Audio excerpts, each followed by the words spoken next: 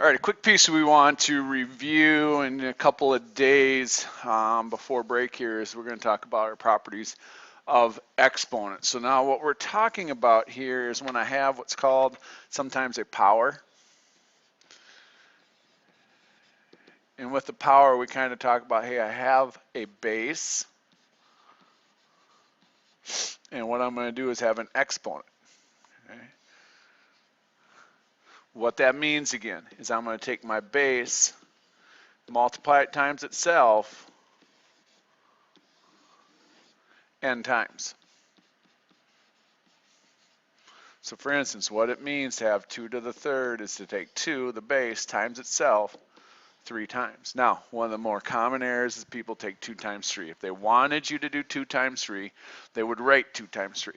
You have to remember that when I'm dealing with exponents, it means to take that number times itself. Okay, so what happens then is we have a few of these properties that we're going to look at today, and they talk about different things. So number one, product of powers. Okay, and what it's saying is that if I have a product, which again is multiplication, and these two powers have like bases, okay, what I can do is simply take and add my exponents. Okay, now it's pretty easy to see. If I take that 5 to the third times 5 to the second, well, 5 to the third again means to take 5 times itself 3 times. Times 5 to the second means to take 5 times itself twice. So now it's all multiplication. So what I have are 5 5s multiplied all together. So how I got that again was simply by adding those two together. Okay, so that's where that property comes into play. So what we're going to do is 5 to the 3 plus 2 equals 5 to the 5th. Now notice, I didn't change it to 25. That's another common thing that people may do is that they may look at 5 times 5 and change it to 25 and then take that to the 5th. When we have like bases, my base stays the same. Okay. The second one I generally like to look at then is going from product is down to the quotient. Quotient simply means division. And again, if I have like bases, A and A, okay, and I'm dividing, what I can do is subtract my exponents. Now what it's saying here is A can't be 0, because if A were 0, down here I would have 0 in my denominator, which is undefined. Okay. Again, very easy to show that. They want x to the 9th divided by x to the 3rd. So x to the 9th means I have 9 x's that are all going to be multiplied together. 1, 2, 3, 4, 5, 6, 7, 8, 9. And I'm going to divide it by 3. Well, if I take x divided by x, I get 1. What am I left with? I'm left with 6 x's up on the top. How did I get those 6 x's? I took 9 minus 3. Okay. So where we're going to have then is x to the 9 minus 3 equal to x6. Same idea. Remember, my base stayed the same. It did not change. Okay, and that'll happen sometimes if we have like 4 to the 5th divided by 4 to the 2nd. Okay, it's not 1. My base stays the same. It stays 3. I mean, stays 4, and then it's to the 5 minus 2 power. All right. From there, what I'm going to go to is the power of a power. So I have a power, and then I'm going to raise it yet to another power. Okay, and what it's telling me to do is multiply my exponents. So again, same thing, pretty easy to show. Okay, what's their example? 5 to the 3rd to the 2nd. 5 to the 3rd, we're going to raise that to the 2nd power. Okay, well, that means I'm going to take 5 to the 3rd as my base and multiply it times itself 2 times. Well, 5 to the 3rd, 5 to the 3rd, and so what I have are 6 5s. How I got them is by multiplying my exponents together.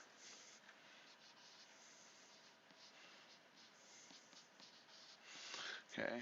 And a couple things I'll talk about with these three properties is I'll talk about the order of operations. If you remember grouping, and then from grouping we go down to exponents and radicals, then down to multiplication, division, and then to addition, subtraction. Whatever we're doing, okay, we're going to take a step down. Whatever I'm doing to my powers, I'm going to do a step down, and that's what I'm going to do to my exponents.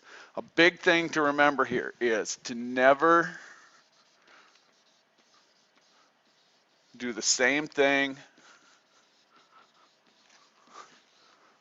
to the powers and the exponents. So if I'm multiplying powers, there's no way I'm going to multiply exponents.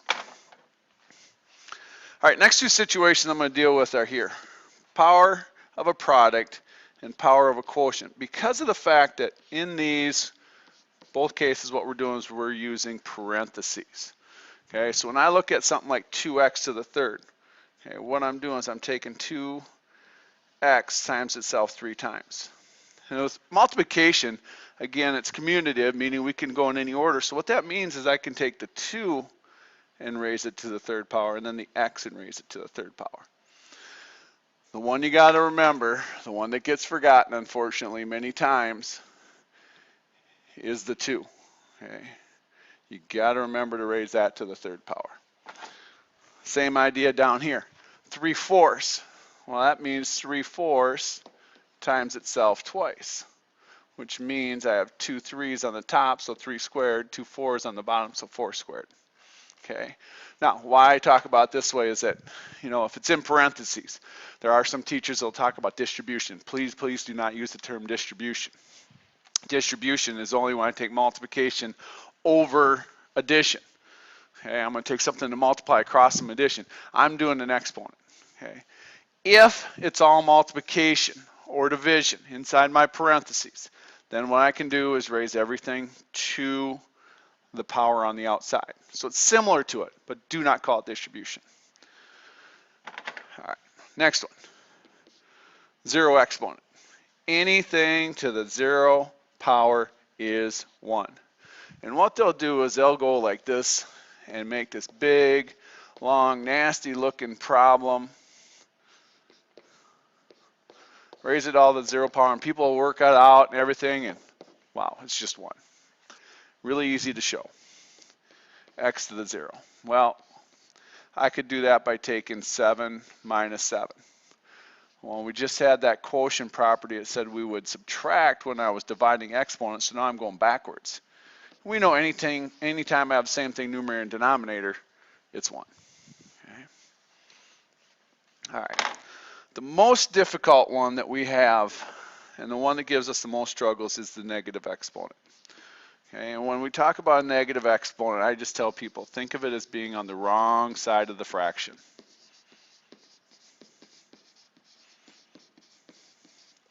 Okay, so right now I could write this a to the negative m power as a to the negative m over 1. Negative exponent, wrong side of the fraction bar. Move it to the other side. Okay, 5 to the negative second. Move it to the other side. Change sides, change signs. So like I said, I've been using that all the time, and it comes into play again. Here's a couple of reasons why and what's actually going on again.